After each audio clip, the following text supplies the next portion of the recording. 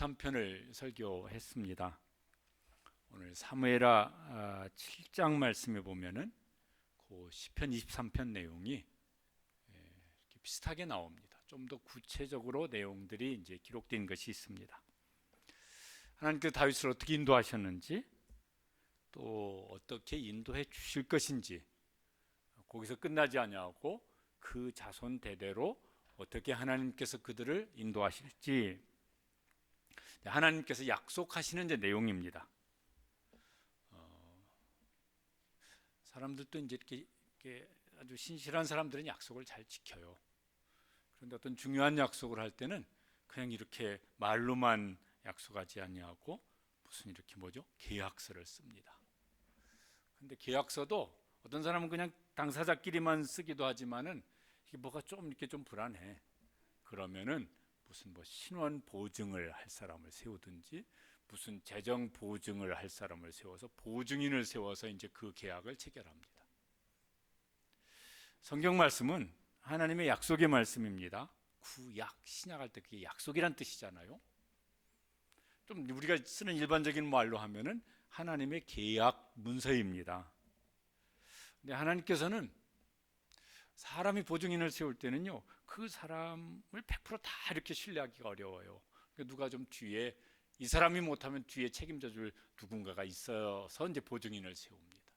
근데 하나님은 하나님보다 더 신뢰할 만한 다른 어떤 존재가 없어요. 하나님보다 더 완전한 다른 어떤 존재가 없어요. 그래서 하나님께서 약속의 말씀을 하실 때는 내가 말한다, 나 여호와가 말한다. 예수님은 내가 진실로 진실로 너에게 이르노니, 그 최종 보증인이 누구냐면 말씀하시는 하나님 자신이세요. 이제 오늘 말씀도 다윗에게 이제 그렇게 이제 말씀을 하십니다. 내가 내 평생, 그리고 그 평생에서 끝나지 않냐고 내 자손 대대로 내가 이렇게 하마, 그렇게 이제 약속을 이제 하십니다. 그리고 그걸 이행을 하시는 것이죠. 하나님께서 우리도 우리의 평생을 하나님께서 그렇게 인도해 주실까? 내가 책임지고 너 인도하마, 우리의 보증인도 되어 주실까? 그러실까요? 그걸 경험하며 신앙생활 할 수 있게 되시기를 축복합니다. 그러면 더 이상 걱정할 게 없을 것 같아요. 자녀들, 우리 자녀들이 믿음으로 잘 이렇게 세워질 수 있도록 돕고, 하나님께서 내가 책임지고 내가 보증하는데, 여기 다윗에게 약속하신 것처럼 내가 그렇게 하마, 그렇게 해주신다면 자녀들이 어떤 현실을 살더라도 걱정할 게 없을 줄로 믿습니다. 우리가 할 수 있는 건 아니지만 그 중간 역할을 좀 잘했으면 좋겠습니다. 오늘 읽은 말씀 중에 8절 9절은 하나님께서 다윗에게 이미 하신 일이에요. 내가 너한테 이렇게 했다, 너 알지, 이런 거예요. 그리고 하나님이 이미 지난 일을 이제 하나님 보증인이 되어 주신 것이죠. 거기 8절에 보면은 이렇게 말씀합니다. 저 말씀 다시 한번 읽어보시겠습니다. 내가 너를 목장 곧 양을 따르는 데에서 데려다가 내 백성 이스라엘의 주권자로 삼고, 하나님께서 다윗을 부르셔서 다윗의 인생에 개입하시기 시작한 때가 그 목장, 소년 시절에 양을 치는 목동이었을 때 그를 이제 부르시는 데서부터 시작이 되어집니다. 그래서 하나님께서 이 목자 다윗을 선지자를 통해서 그 머리에 기름을 부어서 너는 이스라엘의 왕이 될 것이다, 그렇게 왕으로 세우시겠다고 그랬어요. 이건 꿈에서도 안 나타날 그런 일을 이제 하나님께서 하시겠다고 말씀을 하신 것입니다. 그러면서 이제 그 일을 한 20년 이렇게, 그때부터 다윗이 이스라엘 전체의 왕이 될 때까지는 대략 한 20년쯤 세월이 걸립니다. 그 20년 동안 하나님께서 그 약속을 이제 성실하게 이행해 가십니다. 그런데 왜 많은 사람 중에 다윗이었을까? 다윗은 자기 스스로 말한 대로 가난하고 비천하고 그런 이제 소년에 불과한데, 양을 치는 소년에 불과한데 하나님께서 왜 하필이면 다윗을 그렇게 선택하셨을까? 그 사무엘상에 보면은 사무엘 선지자가 다윗의 아버지가 이새잖아요. 이새 집에 가라. 그 아들 중에서 내가 왕으로 세울 사람이 있다. 그래서 아들들을 불러오시오. 그래가지고 첫째도 지나가고 둘째 지나가고, 야, 뭐 얼굴도 용모도 준수하고 뭐 체격도 좋고 뭔가 이 총기도 있어 보이고 이 사람인가 그랬더니 하나님께서 계속 아니라고 그러세요. 그러면서 뭐라고 말씀하시냐면은 사무엘상 16장 7절에 저런 말씀을 하셨습니다. 같이 한번 읽어보시죠. 사람은 외모를 보거니와 나 여호와는 중심을 보느니라. 사람은 외모를 봐요. 얼굴부터 외적인 것 드러나는 것을 봅니다. 무슨 뭐 학력이든지 무슨 무슨 자격증이든지 그 보면 다 보이는 거예요. 그런 것을 보고 판단을 하고 쓸지 말지 결정을 하고 이제 그렇게 합니다. 우리가 살면서 그 소홀히 여길 수 있는 건 아닙니다. 아니죠. 굉장히 필요하고 어떤 중요한 몫을 이제 합니다. 근데 그게 좋다고 해서 너무 자랑하지는 마십시오. 너무 막 나는 이때 됐다 이렇게 너무 확신하지는 마십시오. 또 그게 좀 안 됐든지 부족하다 해서 너무 또 낙심하지는 마십시오. 왜냐하면은 우리는 사람 앞에서도 살아가지만은 동시에 누구 앞에 살아갑니까? 하나님 앞에 살아갑니다. 근데 하나님은 뭘 보신다고요? 나 여호와는 중심을 보느니라. 중심, 마음이에요. 마음. 하나님은 그 사람 마음 속에 무엇가 있는지 그걸 보시고 판단하시고 결정을 하시는 거예요. 우리는 사람 앞에서도 살아갑니다. 동시에 하나님 앞에서도 살아갑니다. 사람이 보는 걸 그걸 다 무시하며 살 수가 없어요. 그런데 하나님께서 보시는 걸 무시하며 살면 됩니까? 아니에요. 둘 중에 내 인생에 무엇이 더 큰 영향을 미칠까? 그건 여러분이 믿음으로 판단하셔서 무엇에 더 신경을 쓰고 살아가야 될지 스스로 결정해야 될 몫이에요. 하나님께 다윗을 보시기에 그때 아직 소년이었을 때인데 그래도다. 거기 그 사무엘상 16장에 보면요, 첫째 아들 둘째 아들 쭉 지나가고 다 지나간데 하나님께서 찾으시는 사람 없다고 사무엘 선지자에게 말씀하세요. 또 다른 아들 있습니까? 저 막내가 저 들판에서 양을 치고 있는데 그럼 아들 데려와 보시오. 다윗이 들어왔을 때 하나님이 사무엘에게 뭐라고 그러냐면은 이 사람이 내가 찾는 그 사람이다 이렇게 말씀하세요. 이는 그니 그에게 기름을 부으라 이렇게 말씀을 하세요. 하나님께서 찾으셨던 그 사람이 다윗이었어요. 그 속에 뭐가 있었다니까요. 이게 이 기록이 사도행전 신약 사도행전 13장에도 있는데 거기는 저렇게 되어 있습니다. 내가 이새 아들 다윗을 만나니 뭐라? 내 마음에 맞는 사람이라. 내 마음에 쏙 드는 사람이라. 이런 거예요. 다윗의 마음속에 하나님 마음에 쏙 드는 그 뭐가 있었어요. 그래서 이 사람이다. 하나님 중심을 보시는데 다윗의 마음 중심에 하나님의 마음에 쏙 드는 그게 있어요. 그리고 평생 하나님께 다윗을 쓰신 걸 보면은 그 마음 중심에 하나님 마음에 드는 것이 평생 있었다는 얘기예요.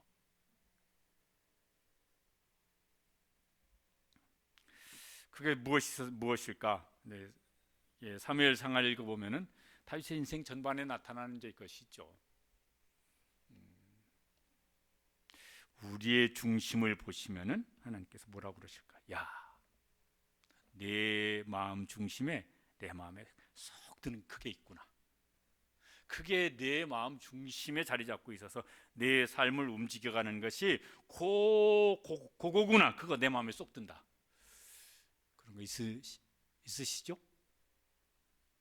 있어야죠. 이제 그거 없으면은 하나님은 계속 이렇게 기다리고 계실 거예요.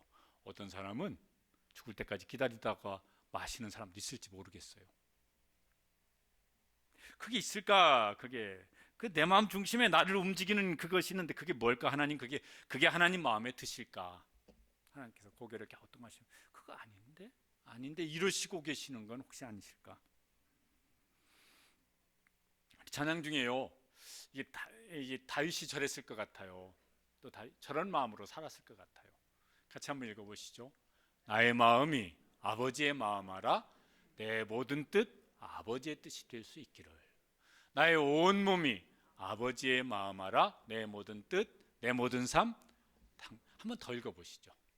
저렇게 됐으면 좋겠어요. 나의 마음이 아버지의 마음 알아 내 모든 뜻, 아버지의 뜻이 될 수 있기를. 나의 온 몸이 아버지의 마음 알아 내 모든 삶, 당신의 삶 되기를.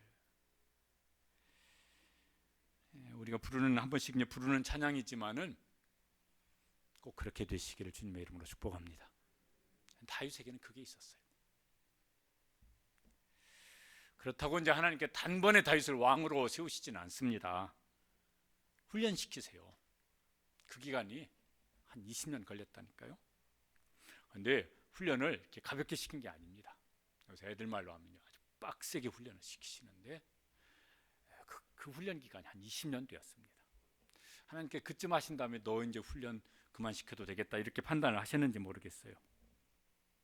근데 그 기간 동안 이제 하나님은 가만히 계시냐면 그렇지 아니하고 하나님께서 하시려고 하나님께서 하시려고 하는 일을 이제 하나님도 내내 이제 하십니다. 그게 9절에 보면은 이렇게 되어 있습니다. 같이 읽어보시죠. 내가 가는 모든 곳에서 내가 너와 함께 있어. 하나님 함께 하세요. 저기 시편 23편에 보면은 다윗이 이렇게 말을 했거든요. 내가 사망의 음침한 골짜기로 다닐지라도 해를 두려워하지 않을 것은, 그 다음에 뭐죠? 주께서 나와 함께 하십니다. 그러니까 하나님께서 그렇게 몰아넣으셔서 훈련을 시키시는데 그때 하나님은 가만히 계시지 아니하고 다윗도 안 왔어요. 야, 내가 지금 이 상황 속에 있는데 하나님은 여기서 함께 하시는구나. 그러면 두려워할 건 없다. 그러면서 그 상황을 이제 잘 견뎌나가고 이겨나가고 했던 것입니다. 또 그 다음에 보면 뭐라고 말씀하냐면은 내 모든 원수를 내 앞에서 멸하였은즉. 그것도 시편 23편에 보면 원수의 목전에서 이렇게 나오잖아요. 하나님께서 원수를 저 멀리 저 보일 듯 말 듯 있는지 없는지 모를 거기에 원수를 두지 아니하고 원수를 내 눈앞에다가 맞닥뜨려서 서게 하셨다고. 다윗은 그게 많았었잖아요. 그런데 하나님은 그때 뭐 하셨습니까? 내 모든 원수를 내 앞에서 내 눈앞에서 멸하였은즉. 그 시편에는 원수의 목전에서 내게 뭘 차려주시고 상을 차려주시고 같은 말인 거예요. 또 사무엘하 8장 6절에 보면은 하나님이 다윗에게 저렇게 하십니다. 다윗이 어디로 가든지 여호와께서 이기게 하셨더라. 그래서 시편에 보면은 원수의 목전에서 내게 상을 차려주시고 그래 끝나지 아니하고 기름을 내 머리에 부으셨으니 내 잔이 넘치나이다. 그게 뭐냐면요, 승리하여서 다윗을 높여주는 그런 이제 것을 시적으로 표현한 것이거든요. 여기도 이제 그걸 다윗은 이제 기록을 하고 있습니다. 그러니까 훈련을 시키세요. 오랜 시간 연단을 시키시는데 그 중에도 하나님은 하나님이 약속하신 것을 성실하게 그걸 이제 이행하고 계신 것이.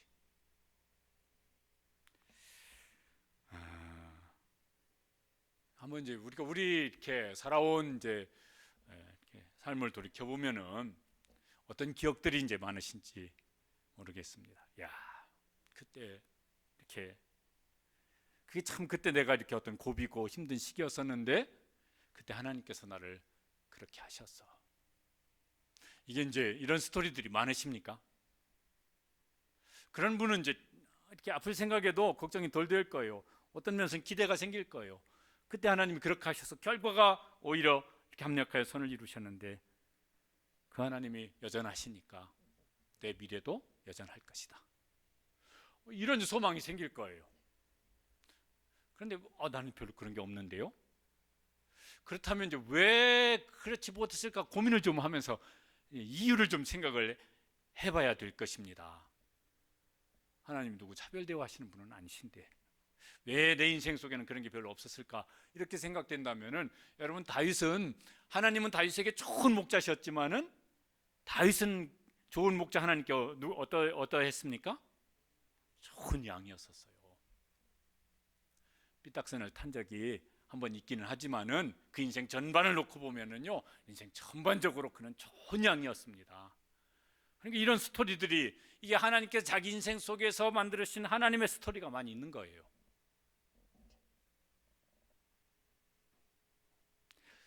하여튼 과거는 흘러갔고, 이제 우리의 앞으로 삶 속에서는, 그렇지, 그때 하나님이 그거 하셨어, 그렇게 인도하셔서 그 일을 행하셔서 이런 하나님의 스토리가 많아지는 이런 믿음의 삶을 살아가는 우리 모든 성도들 되시길 축복합니다.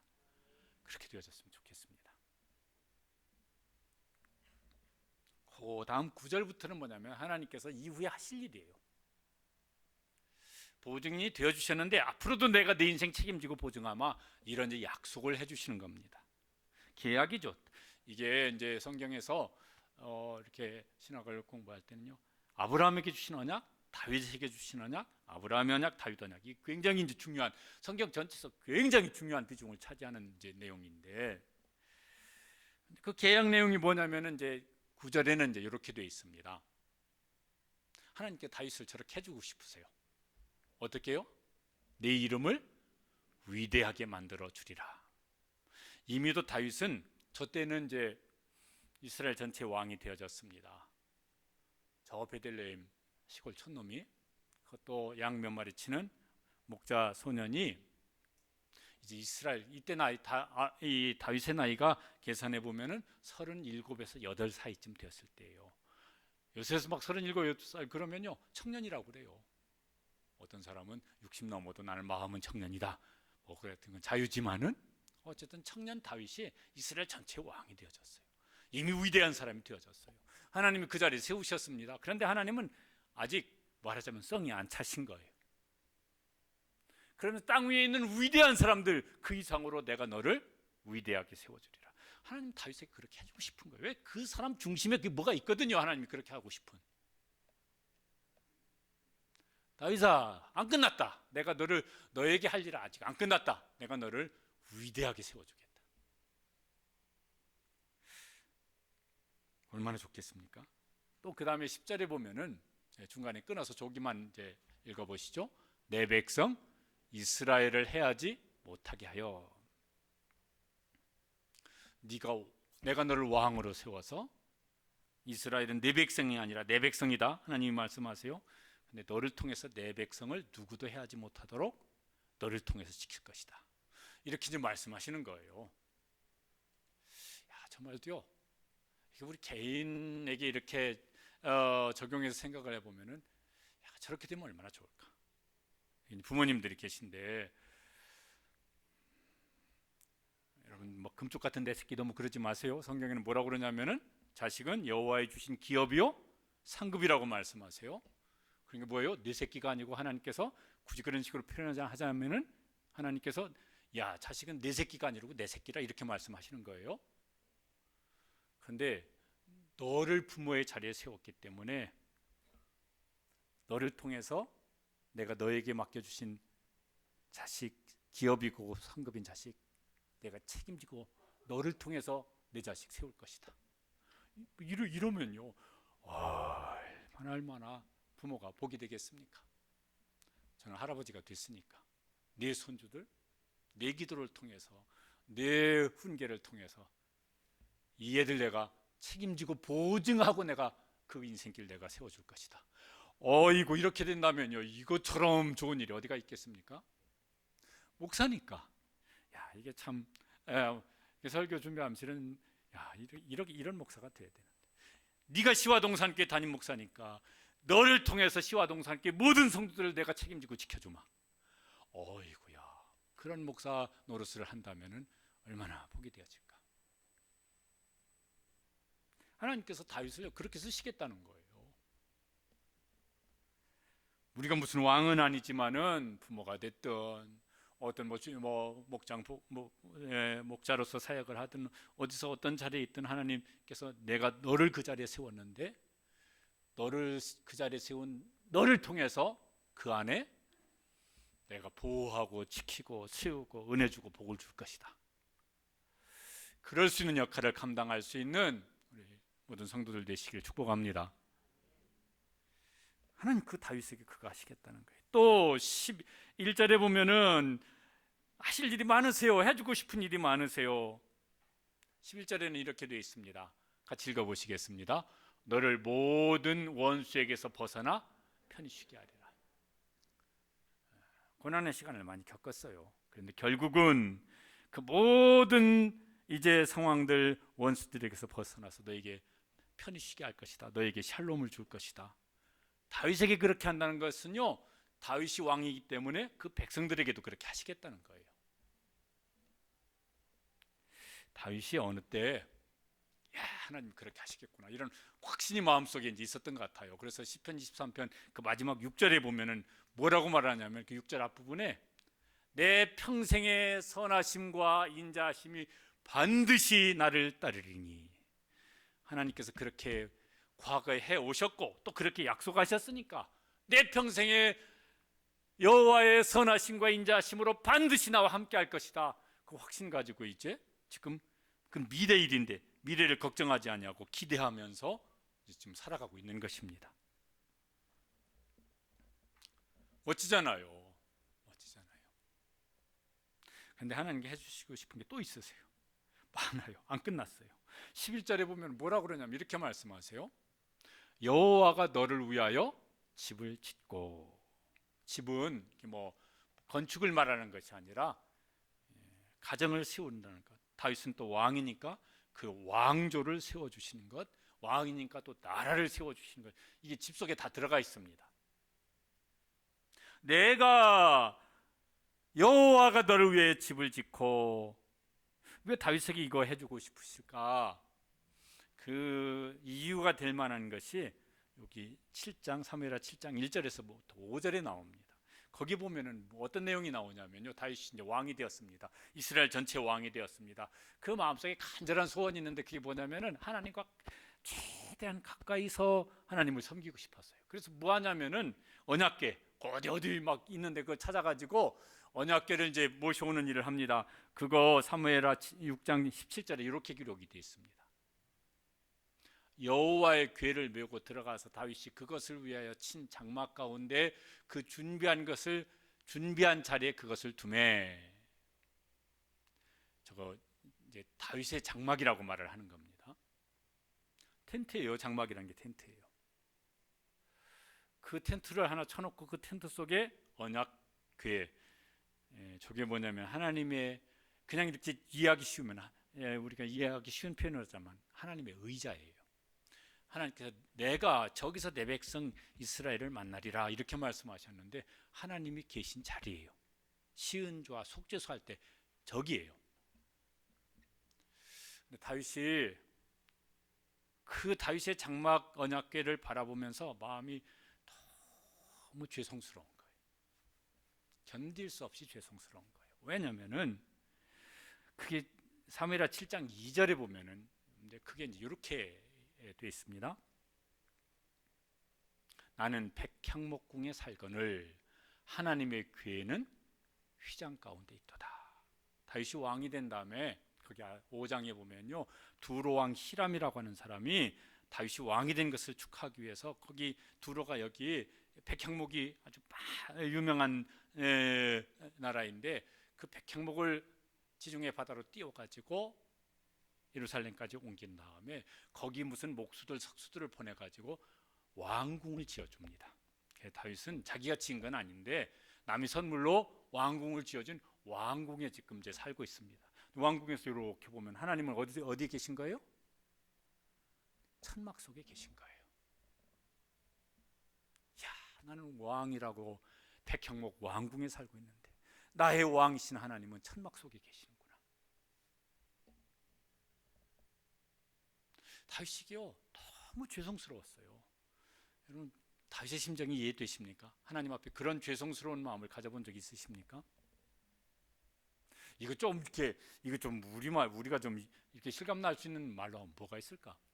막 아주 효성이 지극한 자식이 있는데 자기는 막 이렇게 새로운 막 아파트 분양받아서 냉방도 난방도 막 잘 되는데 부모는 뭐냐면은 저 시골집 무너져 가지고 거기다가 텐트 치고 그 속에서 그냥 계속 살고 계시네. 그냥 거기 사세요. 뭐 그게 내 일입니까? 당신들 일이지. 이러면 이거 자식도 아닐 거예요, 그죠? 다윗은 나는 백향목 왕궁에 살고 있는데 하나님은 텐트 속에 계시냐? 이게 어떻게 어떻게 이게 이럴 수가 있느냐? 그래서 마음속에 뭐냐면은 성전을 짓고 싶은 소원이 마음에 간절해집니다. 여러분 성막을 모세를 통해서 짓게 하신 다음부터 450년 지난 시간이에요. 그 사이에 누구도 하나님의 성전을 짓고 싶어하는 소원을 가지고 시도한 사람이 없어요. 다 내가 급하지 하나님이 급하냐? 내가 우선이지 뭐 하나님이 뭐가 그렇게 우선이냐? 이런 마음이 내내 그랬던 것 같아요. 다윗은 그 마음이 간절해서 선지자 나단에게 성전 짓고 싶습니다. 하나님께서 다윗이 나단 선지자하고 얘기하는 거 다 들으셨죠. 그런 다음에 나단 선지자에게 됐다고 그래라. 성전은 다윗 그 아들 때 짓게 하고 그 대신 내가 다윗에게 해주고 싶은 것을 가서 전해주어라. 그러면서 뭐냐면은 여호와가 너를 위해 집을 짓고 네가 나를 위해서 집을 짓겠다고 하나님 마음이 좋으셨던 것 같아요. 감동하셨던 것 같아요. 그러냐? 그거 나중에 해도 되고 그 대신 내가 너를 위해 집을 지어줄게. 성경에는 이런 원리가 많아요. 예수님께서도 너희는 먼저 그의 나라와 그의 의를 구하라. 그리하면 이 모든 것을 너희에게 더하시리라. 다윗 같은 이런 마음이 이런 소원이 우리 가운데도 있게 되기를 간절히 원합니다. 그래서 하나님께서 네가 나를 위해서 그렇게 하고 싶으냐? 내가 너를 위해서 그렇게 할게. 우리 자녀들이 믿음으로 사는데 하나님 제가 하나님의 영광을 위해서 이렇게 살겠습니다. 내 마음속에 그게 있느냐? 내가 너를 위해서 그렇게 해줄게. 그렇게 산다 그러면요, 어이구 그거보다 복 있는 삶이 어디가 있겠습니까? 언제쯤일지는 모르겠지만 다윗이 하나님의 계획을 알고 마음이 너무 막 감동이 되고 감격이 되어져서 이렇게 찬양을 하는 것 중에 시편 139편 17절에 보면은 이렇게 찬양을 하는 것이 나옵니다. 같이 한번 읽어보시죠. 하나님이여 주의 생각이 내게 어찌 그리 보배로우신지요 그 수가 어찌 그리 많은지요. 하나님이 나를 위한 생각, 나를 위한 계획이 너무너무 보배롭구나. 그런데 그 수가 참 무지무지 그 계획이 참 많으시구나. 그걸 경험하면서 살아가잖아요. 인생 살면서. 남이 한 걸 그렇게 찬송하지 아니하고 내 속에 하나님께서 행하신 것을 그렇게 찬송할 수 있는 우리 성도들 되시기를 축복합니다.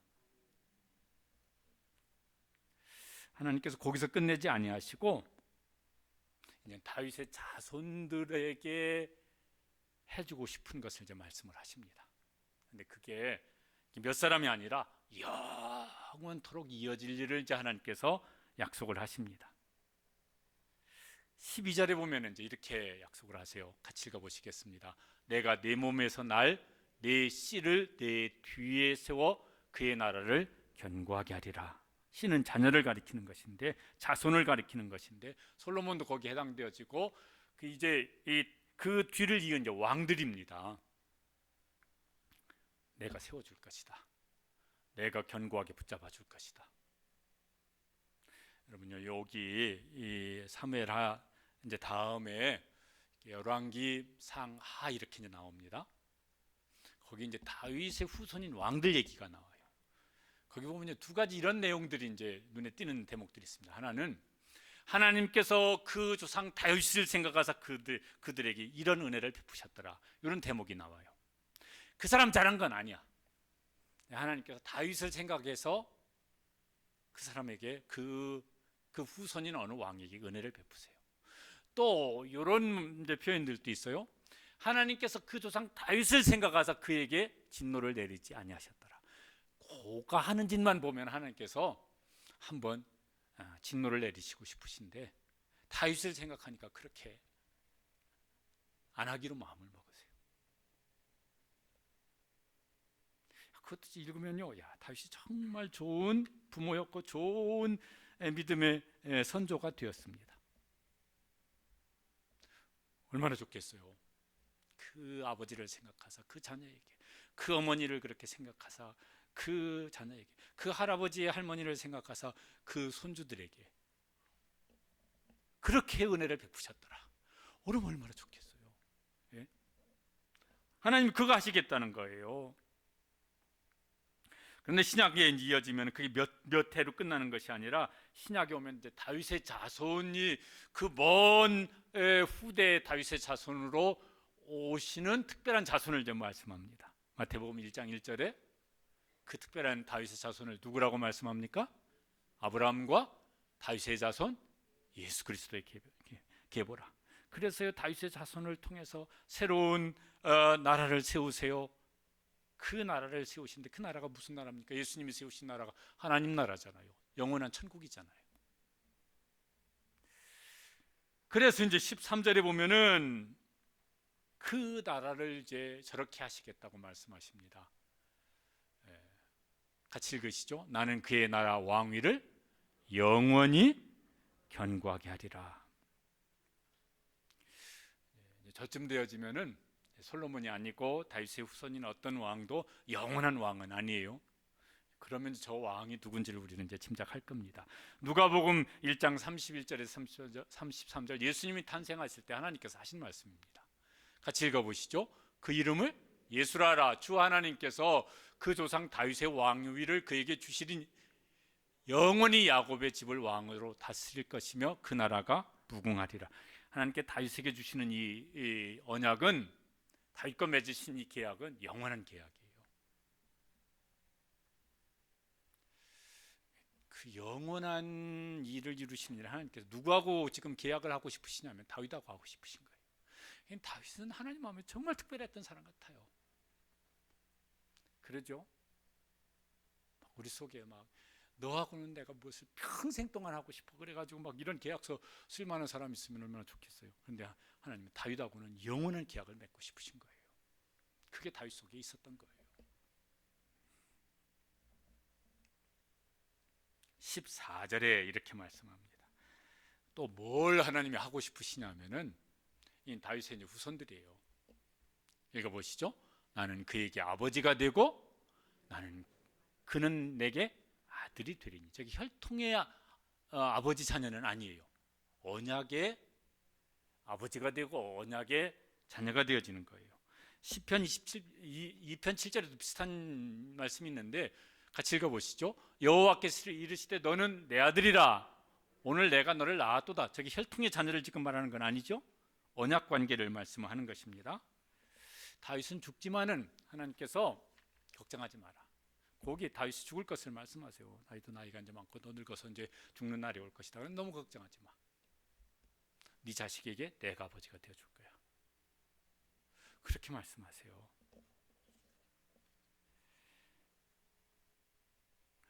우리 교회 성도들 중에서도 아버지가 일찍 천국 간 자녀들이 있어요. 여러분도 이제 아시는 아이들도 있을 거예요. 주일날 교회에서 펄쩍펄쩍 뛰어다니는 거 보면 아직도 얘가 어린데 마음이요 참 이렇게 아려요. 저놈이 지 아버지 얼굴이나 기억하고 있을까? 어렸을 때 아빠가 떠나셨으니까. 저놈이 어렸을 때 아빠가 떠난데요, 아빠에 대한 무슨 추억이나 있을까? 그런 것도 좀 그렇긴 하지만은, 야, 저놈 저거 어떡하냐? 이제 이 험한 세상 이제 커가야 되는데, 그러면요 마음이 이렇게 좀 아려요. 그 대신 여러분도 기억나는 이제 있어요. 이렇게 기도해 주시기를 바랍니다. 이런 마음으로 기도해 주시면 좋겠어요. 이 아이가 믿음으로 자라서 그래 나를 낳아주신 혈육의 아버지는 천국 가신 지 오래됐지만은 기억도 안 나지만은 나한테는 하나님 아버지가 지금 현재적으로 현재 내 삶에서 하나님 아버지가 나의 아버지가 되셔서 내 평생 아버지가 되어주시고 영원토록 아버지가 되어주신다. 그럼 됐다. 이런 믿음 가지고 하나님 아버지 손 붙잡고 이 아이가 인생을 살아갈 수 있도록 기도해 주시기를 바랍니다. 그러면 괜찮을 거예요. 그러면 괜찮지 뭐. 아니 아버지가 있어도 어머니가 있어도 부모라고 뭘 어떻게 다 해주겠어요. 아이고 요 초등학교 몇 학년만 돼도 싸우느라고 바빠요. 그러니 뭐 어떻게 다 뭐 헤아려주고 뭘 다 어떻게 해주겠어요. 그런데 이 아이가 꼭 믿음으로 자라서, 그렇지, 우리 엄마 아빠는 마음에 안 드는 게 좀 있어. 더 나이가 들면은, 철들면은 생각이 달라지겠지만, 그렇지만은 하나님 아버지가 나와 함께 하신다, 그러면 됐다. 이런 믿음 가지고 자라갈 수 있도록, 살아갈 수 있도록 우리 자녀들도 그렇게 양육하시기를 바랍니다. 하나님은 우리 아버지도 되어주세요. 예수님 믿으면 하나님께서 아버지가 되어주세요. 그리고 우리가 하나님의 자녀인 것을 알려주세요. 로마서 8장 15절에 보면은 이렇게 말씀합니다. 양자의 영을 받았으므로 아빠 아버지라 부르짖느니라. 성령님께서 우리가요, 하나님의 양자, 이거는 약속으로, 언약으로 이제 양자가 되어진 것이에요. 양자 산모면요, 혈육의 부모는 아니지만은 그렇게 법적인 어떤 이제 약속을 해가지고 자녀가 된 것이에요. 야, 하나님, 우리 예수 믿으니까 하나님께서 약속하신 대로 나를 자녀 삼아 주셨구나, 그걸 알게 하셔서 하나님 아버지. 아빠라는 말은 이게 막 우리는 보통 이렇게 좀 안에서 생소하긴 하지만 하나님 아버지. 갈라디아 4장 6절에도 이제 비슷한 말씀이 있습니다. 함께 읽어보시죠. 너희가 아들임으로 하나님이 그 아들의 영을 우리 마음 가운데 보내사 아빠 아버지라 부르게 하셨느니라. 우리의 마음에 하나님이 우리 아버지시네, 내가 하나님의 자녀네, 그걸 알게 하셨어요. 예수님을 믿어서 그래 하나님께 약속하셨거든요. 그러면 하나님의 자녀가 되고죠, 하나님은 우리 아버지가 되어주신다고. 그런데 그게 믿어지고, 그렇지, 하나님 우리 아버지시지, 내가 그의 자녀지. 여러분이 혈통 관계는 그게 오래 안 가요. 혈육의 부모 자식 지간 관계는 길어봐야 몇십 년이라니까요. 그러면 끝나요. 그 몇십 년 지나면은 더 이상 무슨 뭐 역할 해주실 수 없어요. 제가 40대 초반에 이제 아버지가 천국 가시고 어머니는 그 뒤로 한 10개월 뒤에 천국 가셨는데 부목사 때예요. 문상을 오신 어느 이렇게 연세 많으신 권사님이 제 손을 꼭 잡으시면서 이렇게 말씀하셨어요. 아이고, 목사님도 이제 고아가 되셨네. 그러시더라고요. 근데 그 말이 그전에는 뭐 생각 별로 안 했었는데, 어이구야, 나이 40 넘었지만은 부모가 없네, 고아네, 이러는데 그게 마음이 울컥하더라고요, 그 말이. 그렇죠. 다 언젠가 떠나시면은요, 기억 속에나 있지. 그분들이 뭘 어떻게 내 삶에 어떤 영향 끼치지 못해요. 네, 하나님 아버지는 영원토록 우리 아버지십니다. 영원토록, 영원에 이르도록 우리의 삶을 인도하시고 지키시고 세워주시고 축복해 주십니다. 그게 훨씬 중요해요. 우리 자녀들도, 우리 자녀들도, 우리 후손들도 하나님이 아버지시고 하나님의 자녀가 되도록 우리가 은혜를 구하고 돕고 인도하고 가르치고 해야 돼요. 15절에 또 해주실 것을 말씀하세요. 15절에는 이렇게 말씀하십니다. 읽어보시겠습니다. 사울에게서 은총을 빼앗은 것처럼 그에게서 빼앗지 아니하라. 은혜를 더 이상 빼앗지 아니하라. 왜? 마음에 어떤 때 속이 상하셔도요, 자녀야, 자녀에게서 무슨 사랑을 거두겠어요? 자녀에게서 무슨 은총을 거두겠어요? 안 하지. 그래서 안 하시겠다고. 그거 설교에 부를 찬양인데요, 저 찬양을 부르면은, 힘들 때 부르면 참 은혜가 되고 감사한 찬양입니다. 일부분이에요, 그 찬양 가사 중에. 같이 읽어보시겠습니다. 죽음도 생명도 천사도 하늘의 어떤 권세도 끊을 수 없는 영원한 그 사랑 예수. 왜 나를 사랑해 주는 사람이 없지? 나는 왜 이렇게 사랑 못 받는 사람이? 너무 실망하지는 마세요. 죽음도 생명도 천사도 하늘의 어떤 권세도 끊을 수 없는 영원한 사랑으로 사랑하시는 하나님이 우리 아버지십니다. 예수님이 그 사랑으로 우리를 사랑하고 계십니다.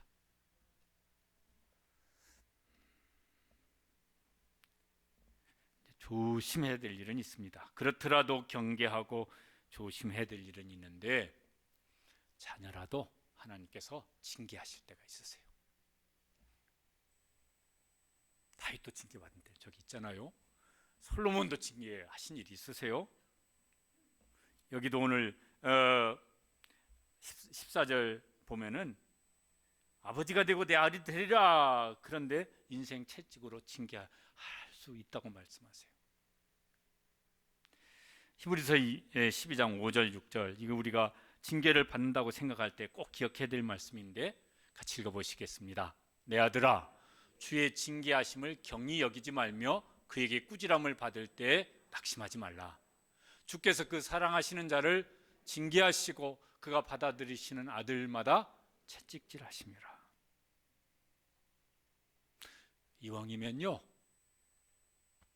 징계를 받지 않으면서 사랑만 받는 하나님의 자녀로 신앙생활 할 수 있게 되시기를 힘쓰게 되시기 바랍니다.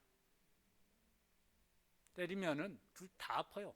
때리는 하나님도 마음이 아프시고, 맞는 우리는 우리 나름대로 아프시고. 요새는 자녀를 때리는 이런 것도 이게 조심스럽지만은요, 때려보신 분은 신납니까? 요거 너 오늘 죽었다 신납니까? 때리는 사람은 더 아파요. 맞는 사람은 맞으니까 아프고, 피차에 아픈 노릇이야. 그러니까 가능한 한 최대한 징계를 안 받는 사랑받는 자녀로 신앙생활할 수 있게 되시기를 사모하게 되시기를 바랍니다. 근데 징계를 받을 때가 있어요.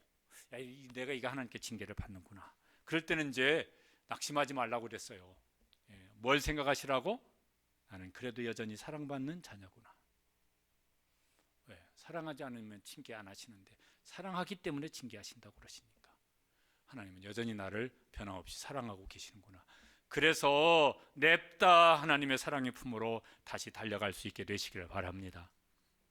하여튼 미련한 놈은요, 매 맞을 때 어떻게 하냐면 때려라 이러면서 개겨요. 개긴다는 표현은 표준말인지 모르겠지만 개겨요. 더 맞지 뭐. 지혜로운 놈은 맞을 때 얼른 엄마 손잡고 다음부터 잘 테니까 한 번만 봐주세요. 그거 어찌하겠어. 그래 하고 이제 아이고 우리 아들 우리 딸 사랑해. 그리고 안아주고 축복해주고 그러지 않겠습니까? 이 하나님의 약속의 마지막은 이제 16절입니다. 영원토록 내가 책임지겠다는 거예요. 같이 읽어보시겠습니다. 내 집과 내 나라가 내 앞에서 영원히 보존되고 내 왕위가 영원히 견고하리라. 하나님은 우리의 영원한 보증인이십니다. 다윗에게도 그렇게 말씀하시고 우리 아버지 하나님도 우리에게 영원토록 영원에 이르도록 우리를 보존하시고 견고하게 세워주시고 천국에 이르기까지 우리의 삶을 그렇게 지켜주실 것입니다. 다윗이 약속을 받은 다음에 마음이 너무 감사하고 고맙고 감사해서 예배를 드립니다. 오늘 안 읽었는데 18절 19절에 보면은 저렇게 이제 말하면서 하나님 앞에 예배를 드립니다. 다윗 왕이 여호와 앞에 들어가 앉아서 이르되, 그 다음에 같이 읽어보시죠. 주 여호와여, 나는 누구이오며 내 집은 무엇이기에 나를 여기까지 이렇게 하셨나이까. 주 여호와여, 주께서 이것을 오히려 적게 여기시고 또 종의 집에 있을 먼 장래 일까지도 말씀하셨나이다. 하나님, 제가 뭐라고 이렇게까지 저에게 해주십니까?